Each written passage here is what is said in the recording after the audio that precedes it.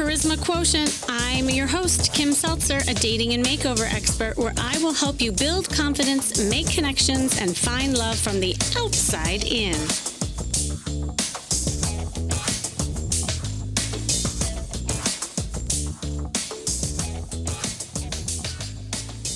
With all of the mixed messages out there and not knowing when or how things will get back to even what we'll see as a new normal, the current pandemic leaves us all in a state of uncertainty. We just don't know how bad things will get. And we're starting to see this reflected in people's behavior. People are stockpiling toilet paper. Okay. Now, I still don't understand why that was the first thing that went, but grabbing other products and fear of running out of things, this scarcity mindset has caused a trickle down effect in the way that people are even handling this feeling of uncertainty and the lack of control with each other. Now, uncertainty is scary, especially with this magnitude. Uncertainty is anxiety inducing for everyone, but not everyone is affected on the same scale. That's what makes it really tricky. People with anxiety also tend to have a lower threshold or tolerance for coping with uncertainty. Less anxious people then may have a higher threshold for accepting the unknown and managing their reaction to certain times. Whether you are able to handle the anxiety of the unknown better than others, now let's throw dating in the mix. There are some people who become paralyzed with fear and they're putting dating on hold, saying, what's the point? If I can't meet anyone, why put the energy into something that isn't real? It just doesn't feel like a real kind of date or relationship. And then there are others who want to date, but they're not sure what to do or how to progress on their virtual interactions. And then there are some, like many of my clients, who I'm happy to say are in full-blown virtual relationships, who are actually reporting that these are better relationships than they've ever experienced before. But if you think about it, dating before the pandemic has always been uncertain. In fact, many experienced a hard time dating because they were always trying to control the outcome. So I want to share an interesting study that I found around dating and uncertainty. New research into the science of decision making in attraction and dating actually revealed that a state of uncertainty actually is beneficial to the dating process and that it might be a viable relationship building strategy after all. It turns out across many domains, people are drawn to uncertainty. When we are unsure of an important outcome, whether it be will he ever call, we quite naturally think about it. Did she lose my number? Maybe he's just very busy this week. I probably shouldn't have mentioned my credit card debt. And perhaps the more of a potential positive outcome, a date, is on our mind, the more we come to value and desire that outcome. So the longer we stare at that phone and wonder, the more desperately we want it to ring. So no, I'm not saying playing games necessarily is the good thing to do, but what I want to introduce to you and give tips around is how you can use this state of uncertainty to benefit you while dating. The beauty of uncertainty in dating and relationships is that it is in this space that our ultimate growth evolves and where we can find more joy and more happiness than anywhere. I'm working with a client right now who, before quarantine time, used to date as if she was conducting a bunch of interviews. Now, she was the quintessential dating archetype I speak about called the list lady. Now, for those of you who haven't heard my dating archetypes, definitely check out that earlier episode. I think it's 85. But to review, she, like many list ladies, was constantly checking off the list on dates, and in the end decided that no one can ever really fulfill her requirements. But she would constantly give up and say, "Ugh, Kim, there's just no good men out there. I'm so done." And because there was too much focus and emphasis on completing the checklist during the date, It became a Q&A interview rather than just being in the moment and having fun and getting to know the guy. In other words, she was always getting attached to the outcome and trying to control and predict it. Therefore, she never had relationships and dating situations last longer than 6 months or even get to the second date. And if this sounds like you, by the way, the state of uncertainty is going to feel even more anxiety producing for you. But the good news, and this is what was true with my client, is that we worked through this uncertainty to benefit her and taught her how to date. And she really came out almost better than she was before.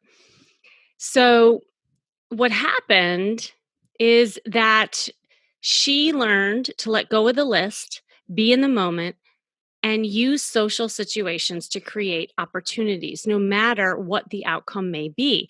And because that she is finding her interactions online more connected and emotionally fulfilling more than ever before. You can learn how to use this kind of uncertainty to date without attachment and possibly find more connected relationships. Now, why this is important is to overcome this innate urge to self protect during periods of uncertainty and use it instead to instill personal growth. Now, I know what you're thinking. This sounds like a lot of psychobabble. Kim, this is easy for you to say. And, it's another thing to really try dating someone when you have no idea whether or not you can meet or if it will work out. And you're right, there's no guarantees, but the lack of guarantee and certainty existed outside of this epidemic, right? And if you are the type of person who had difficulties progressing on dates, getting in your head, attracting emotionally disconnected relationships, then this is the perfect opportunity to slow down and learn how to date differently without getting too attached to the outcome. In fact, when you do that, you'll find that you might have healthier and more connected interactions than you did before. But it's not easy to do when you don't have a plan and you remain paralyzed with your anxiety. So, what's the best way for learning how to deal with the uncertainty in the area of our lives?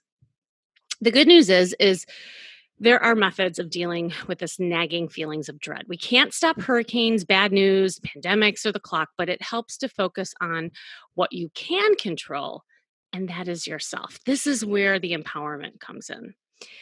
Okay, so here are 5 tips to help you deal with this uncertainty and use it to your potential. Number one is getting a productive mindset in place. It's learning how to identify and tune out unproductive worrying. Productive worries tend to lead to actions that give us more control of the environment, whereas unproductive worries make us feel even more anxious and uncertain, thus leading to that vicious cycle. So, if you keep this in mind and you try to differentiate how much of your worrying is productive, making sure that there's enough food in the house, for instance, right? Like that's productive versus unproductive, saying okay, I'm going to stay up all night thinking about the worst case scenarios, watching the news incessantly. If there's nothing you can do about it, it's not yours to worry.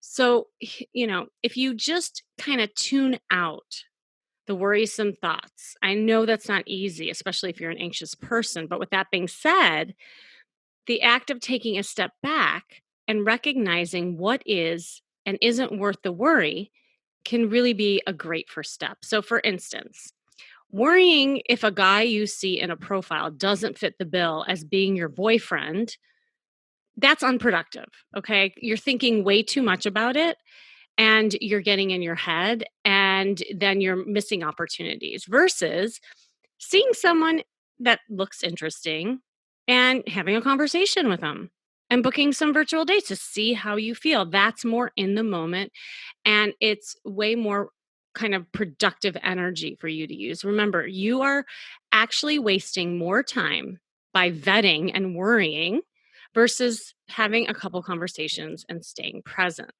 So that's the first thing, a productive mindset. Second, develop habits and routines for a sense of control. Think about it. The current circumstances have disrupted everyone's normal routine in large ways and small ways. And much of the uncertainty comes from the lack of an end date to the social distancing, to normal life. And we can create our own routines.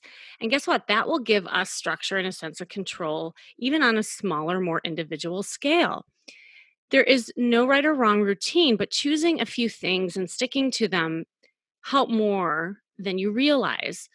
So hold yourself accountable and do things like a daily exercise routine, changing out your pajamas, actually getting dressed for a Zoom date, for instance, or trying out new cooking recipes. Like, even those things matter. Habits become automatic and give us a sense of predictability and control, which is crucial in this state of feeling uncertain. Not knowing how things will pan out is scary, but some structure and setting small, attainable goals can be powerful pillars to keep you going. So, an example of this might be having a routine and structure around dating.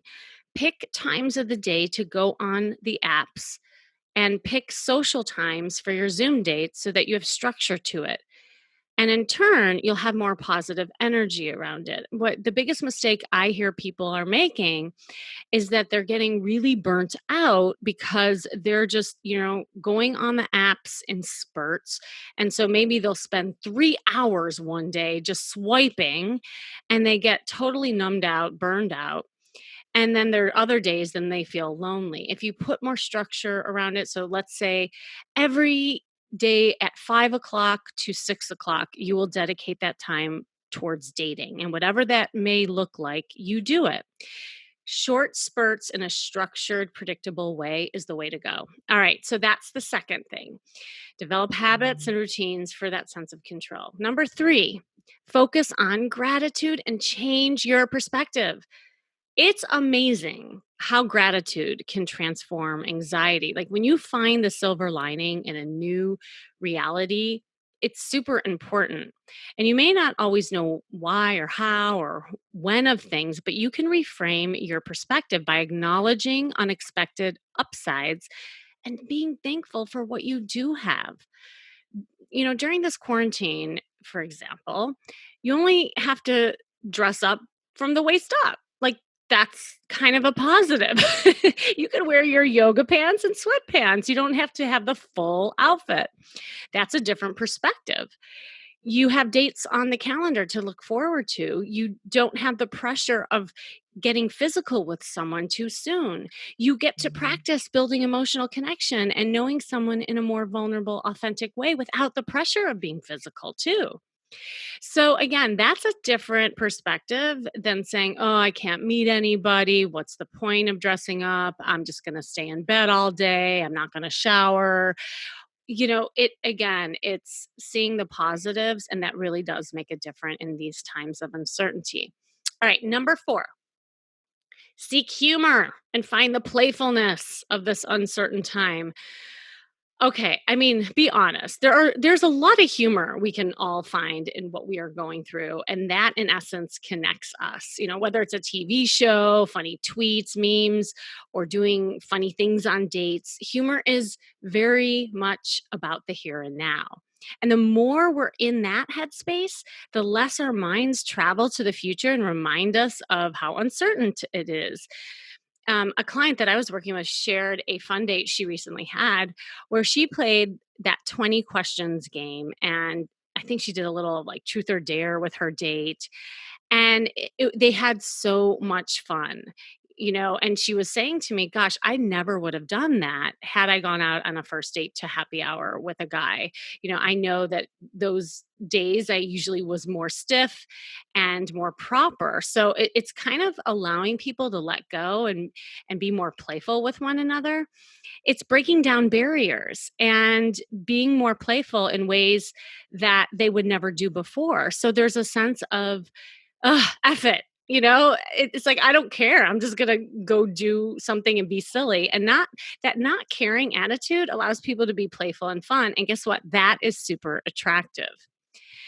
And finally, number five is avoid overconsumption and controlling behaviors. Now, this is something that if you have a tendency towards, having addictive behaviors or ways that you overcompensate or self-soothe by doing things in excess. This is where you got to be really careful. Obsessive consumption of information, even grasping for some kind of certainty, can actually make things worse. And trying to fill the void left by feelings of uncertainty with escapist behaviors like excessive drinking, using drugs, engaging in emotional eating, denying there's a problem will also exacerbate the problem. So you gotta first, acknowledge what we can't control. And you have to say, We can't change everything, and I know that sometimes for certain people that's harder than others.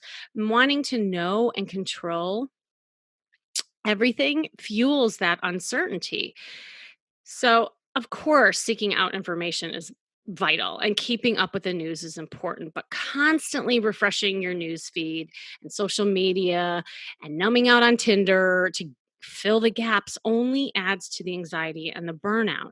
So instead, accept the situation and find more balance in your day with healthy eating, exercise, self care. You got to find healthy ways to replace that kind of need to overindulge.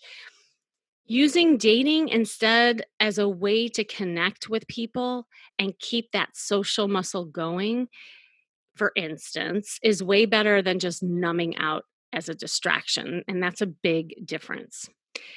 So, overall, you can learn how to use uncertainty to date without attachment and possibly find more connected relationships.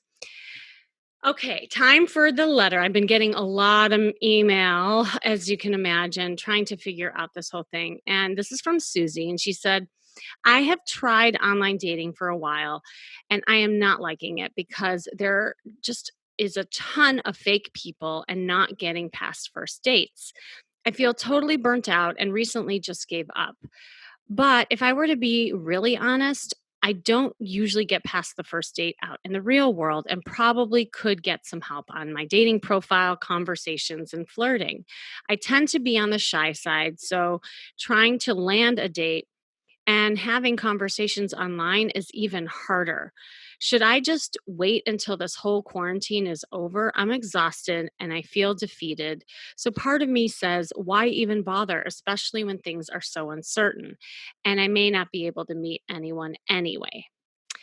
Oh, Susie, that sounds exhausting and frustrating. And I know a lot of you listening feel that. I can totally see how you feel that dating burnout happening and desire to give up.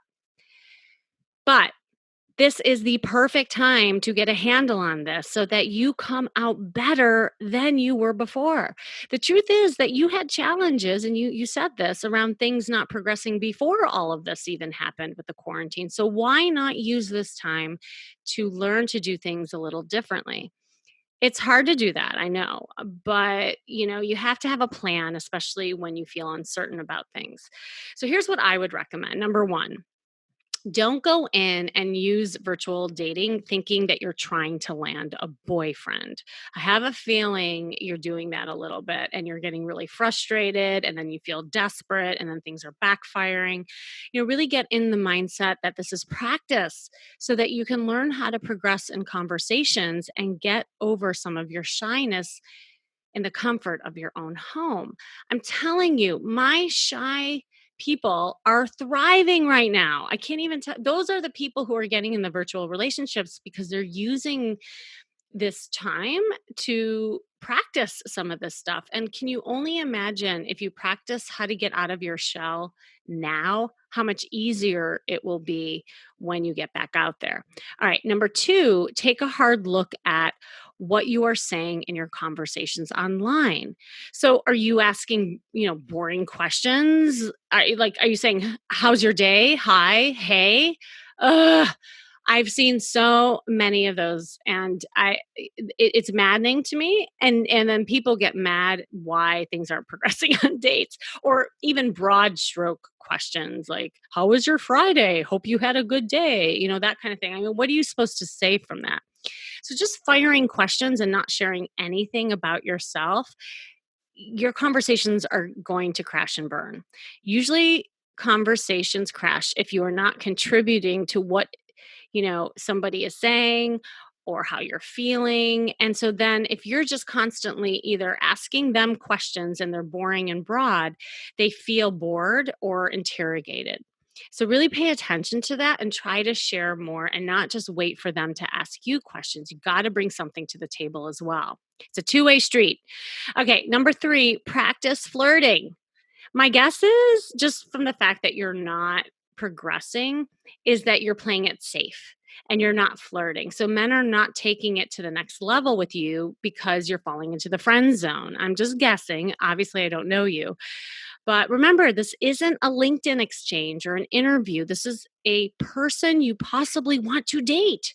So use this time to have fun, use humor and play, like I was saying earlier.